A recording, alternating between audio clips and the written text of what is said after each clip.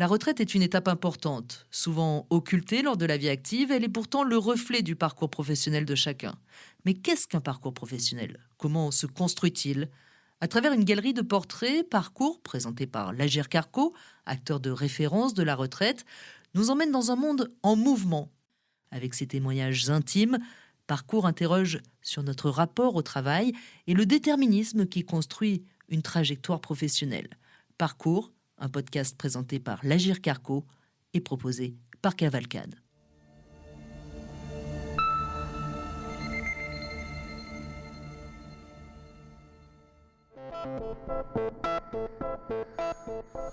Quand on vit dans la rue, le travail, c'est le dernier lien avec la société.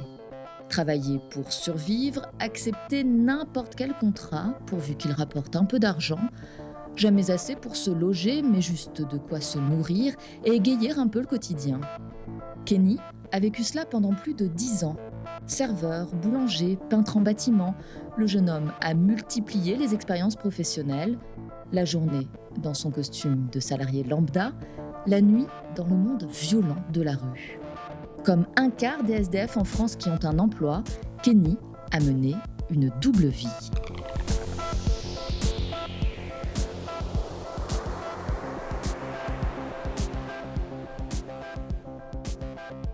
Moi je m'appelle Kenny, je viens d'avoir 34 ans, j'en fais 10 de moins, non je rigole, j'en fais 5 de plus. J'ai fait peinture, j'ai fait de l'électricité, j'ai fait du déménagement, de l'archivage, des espaces verts, de la boulangerie, ça fait déjà 6. J'ai fait de la plomberie, de la menuiserie, j'ai fait de l'humanitaire, j'ai fait de la vente, j'ai fait de la préparation de commandes. Je pense que si j'avais pas été à la rue, j'aurais pas pu découvrir autant de métiers.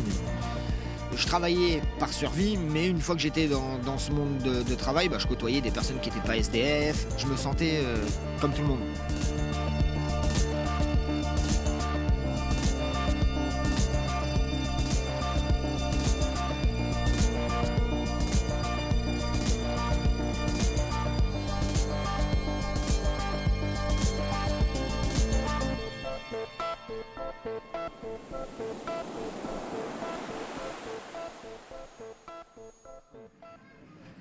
Moi, je me retrouve à la rue à 18 ans, mais je connaissais déjà le monde de la rue et j'avais déjà dormi dehors bien avant.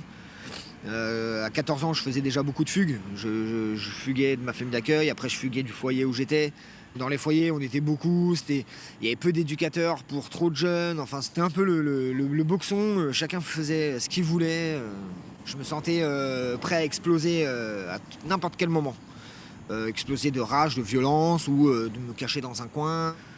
Quand on t'a pas donné vraiment la notion de ça c'est bien, ça c'est mal, tu peux pas te dire je suis construit, je suis un homme, je vais devenir. Tu vas devenir ce que les gens vont faire de toi. Et une fois arrivé majeur, ça y est, t'es majeur, tu te débrouilles. Donc j'avais plus d'éducateur, j'avais pas de suivi, j'avais rien, on m'a lâché dans la nature.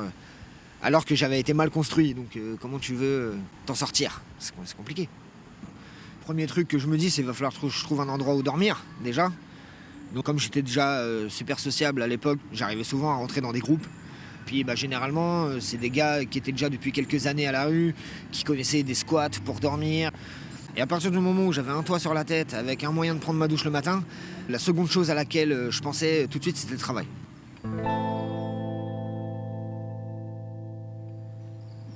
J'ai une pote qui me dit écoute, je connais un boulanger qui cherche un gars pour faire les sandwichs le matin. Une fois que t'as fini les sandwichs, lui, il peut te former un peu au métier de la pâtisserie. Bon, tu seras son commis, donc tu vas te taper toute la plonge, le ménage et tout. Est-ce que t'es prêt à faire ça? Je dis si on me paye, oui, moi je m'en fous. Hein.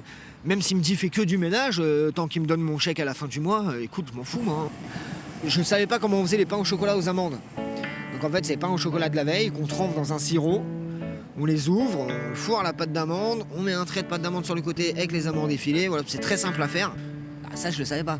Et donc, il y a plusieurs fois où je terminais à 14h et il m'apprend à faire un fraisier et je kiffe. Et je regarde l'heure, il y a déjà 2 heures qui sont passées. Comme il voulait m'apprendre quelque chose et que moi j'aimais bien, je venais pour travailler et pour apprendre. Après, j'ai bossé avec lui pendant 1 mois et demi, 2 mois. Jusqu'à temps que je me froisse la main. Et j'ai dû arrêter parce que c'était trop physique. Gratter les plaques, là, pour les viennoiseries, c'était... Mais j'avais la fierté de gagner mon argent moi-même, même si j'étais à la rue, de pas profiter ou de devoir dépendre des autres.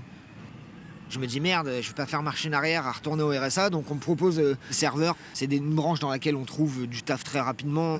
On me propose ça, je prends. Ça me plaît pas, mais je prends quand même parce que ça va me donner des heures de travail, ça va me donner de la cotise pour la retraite et un salaire. Donc, aussi une reconnaissance. J'étais dans le bois de Vincennes à l'époque, il faisait un peu froid, à ce moment-là c'était humide. Donc il me fallait un truc avec un toit sur la tête. Donc mon pote il m'a dit écoute viens dans le parking où je suis, tu vas voir il y a un coin tranquille. Je me suis ramené un matelas et j'ai fait mon lit là-bas, sur des palettes, pour pas que le matelas soit à même le sol. Et voilà, le matin chronométré, j'avais mon petit réveil sur la radio, j'avais branché, heureusement qu'il y a l'électricité du coup. Et donc dès que le réveil sonnait, j'allais aux toilettes, je me lavais la gueule, je me rasais de près, puis j'allais au taf. Dans le taf que je faisais, c'était de la restauration par exemple, ça se voyait pas que j'étais à la rue quoi. Personne pouvait savoir quand je sortais du parking que j'avais dormi dedans. Il y a plein de gens qui vont se dire je l'ai peut-être croisé ce mec. Tu m'as croisé en costard. Tu pensais que je sortais d'une voiture, en fait je sortais d'un duvet. Ça les gens ils hallucinent ouais.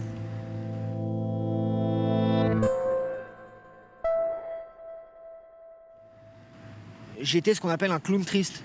J'étais toujours le plus joyeux de la bande, celui qui fait des sketchs, qui fait rire les gens à longueur de journée parce que je fais le pitre. Et même quand ça allait pas comme machin, je le montrais pas. Parce qu'à partir du moment où tu le montres, il y a toujours des gens qui essaient d'en profiter. C'est pas souvent, mais là, il est dans une position de faiblesse. Les mecs, si on doit l'attaquer, c'est maintenant. Donc tu gardes ça en toi, ça s'enfouit. Et c'est comme un volcan. T'as la lave qui sèche, mais dedans, il y a toujours un truc qui bouillonne. Moi, c'était ça.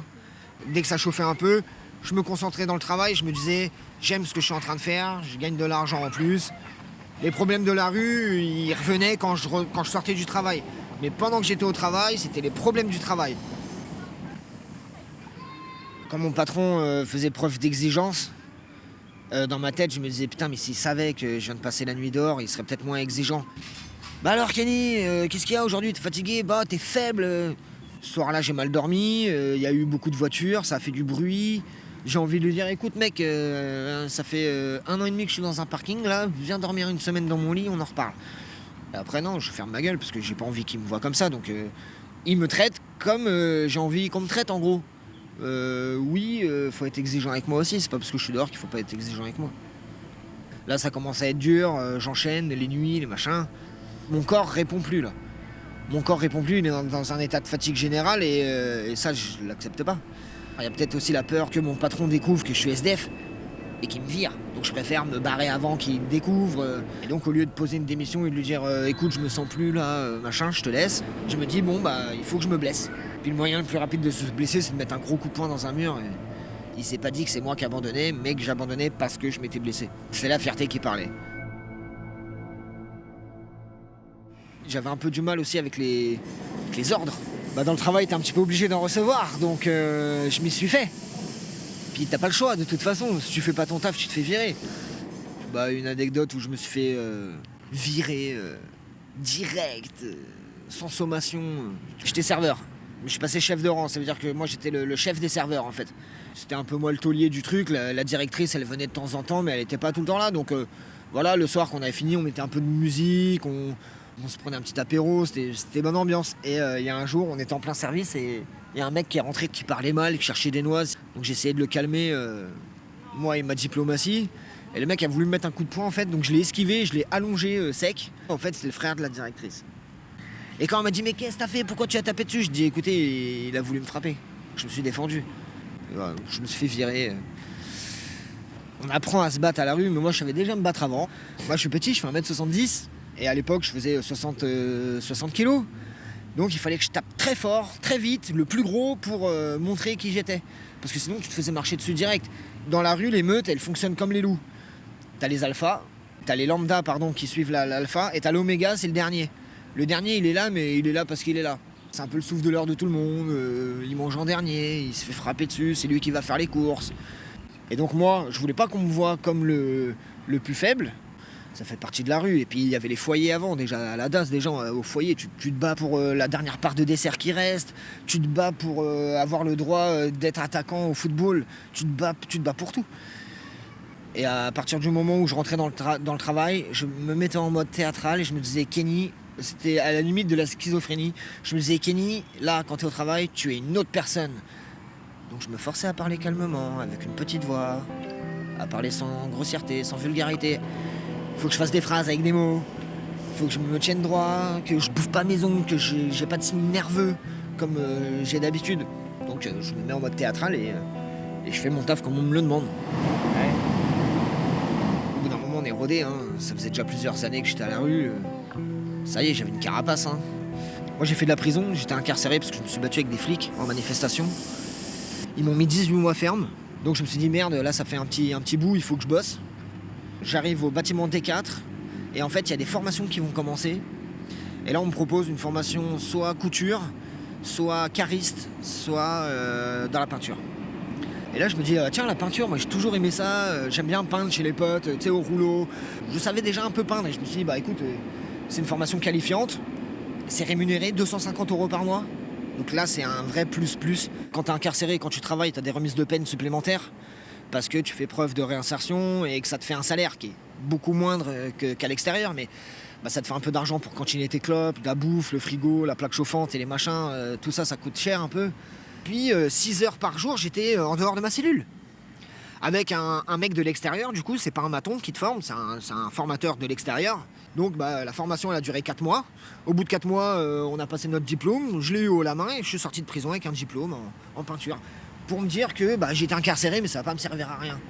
Même la prison, elle m'a pas empêché de travailler.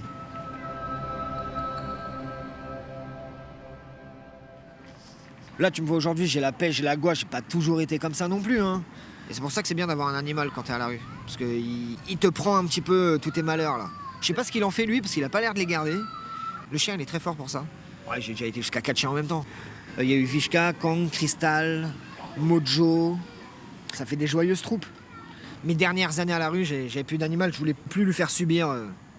J'ai signé mon bail le 15 juin de l'année dernière. J'ai fait 3 ans d'hôtel social en centre d'hébergement et de réinsertion sociale. Je payais 20% de mes revenus pour avoir une petite chambre de 10 mètres carrés. C'était déjà mieux que rien, mais c'est assez contraignant quand même. Bah, je suis en train de réaliser que ça y est, je suis plus SDF. Qu'il y a mon nom sur un bail, que j'ai ma clé, que c'est chez moi. Je vais me mettre tout nu, je vais pouvoir me balader tout nu chez moi. Tu vois, parce qu'il n'y a que ça qui peut te montrer que t'es vraiment chez toi. Se mettre à nu, c'est se mettre en position de faiblesse, maximum. L'être humain, quand il est dehors et qu'il enlève ses vêtements, il est vulnérable. Il n'y a pas plus vulnérable qu'un être humain nu, ou en train de dormir, ou en train de manger, ou en train de faire ses besoins. Et donc, le fait de se mettre tout nu chez moi, je dis, regardez, je suis tout nu, mais je ne risque rien, car je suis chez moi.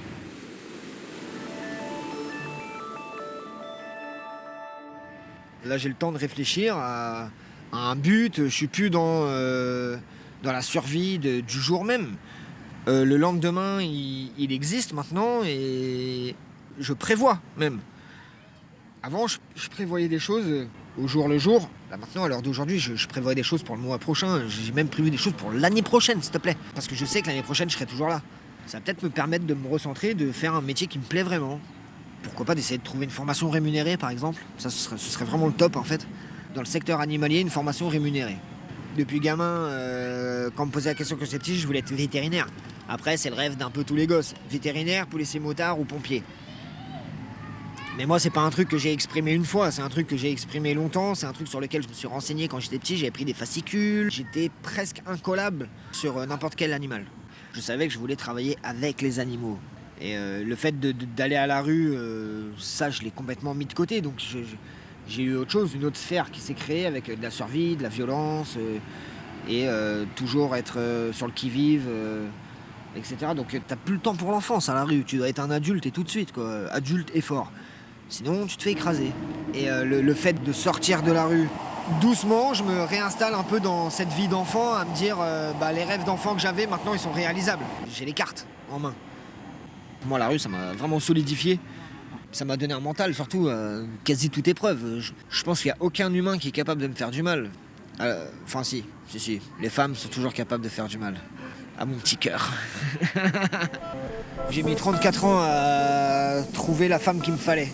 Ça, c'est ce qu'il y a de plus dingue aujourd'hui. Dans 15 ans, je bosse avec les animaux. Betty et moi, on a une maison dans le Poitou, à côté de chez Sadaron. On vient d'avoir notre deuxième enfant. On a d'abord eu une fille, et ensuite on a eu un fils. On a des chats, des chiens, des poissons rouges, une tortue, des poules, ça c'est obligatoire, des chevaux, un âne, du Poitou. Et on est heureux. J'espère. Tu sais, la vie, elle se tient à si peu de choses. Tu vois, on ne peut pas savoir. Il adviendra ce qu'il adviendra. Mais dans 15 ans, j'aimerais bien qu'il se passe ce que j'ai dit.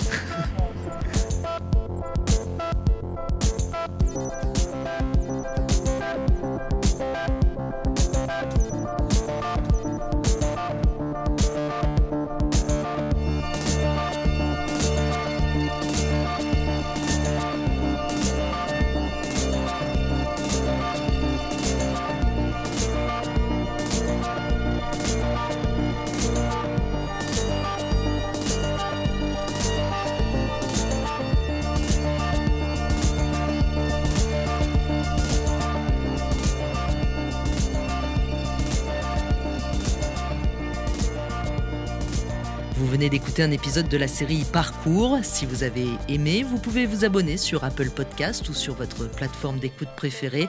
Votre avis nous intéresse, alors n'hésitez pas à nous mettre plein d'étoiles et à commenter. On a hâte de vous lire.